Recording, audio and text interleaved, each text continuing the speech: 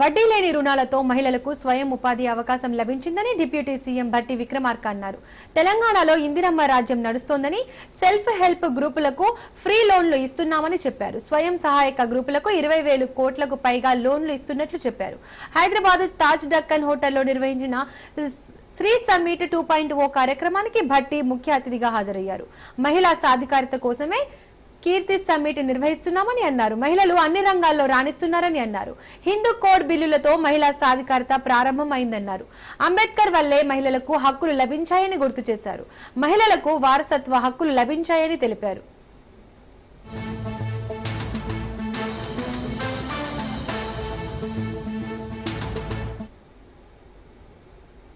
We made the Telangana women to go around the state wherever they want to go, the kind of a mobility, a freedom for them to go around the state, the temples, markets, hospitals, hostels, children's schools, wherever they want to go, they can go without having and thinking of money to buy the ticket.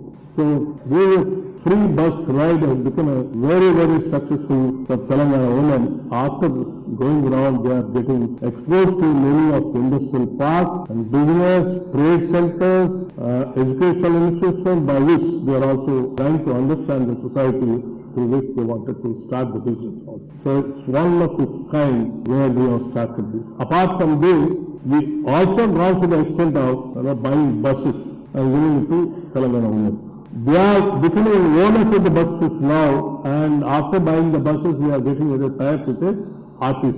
So we are trying to give them the money through the banks, interest-free loan.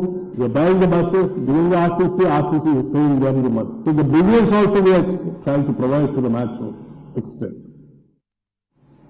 With this, we made the Telangana women to go around the state wherever they want to go.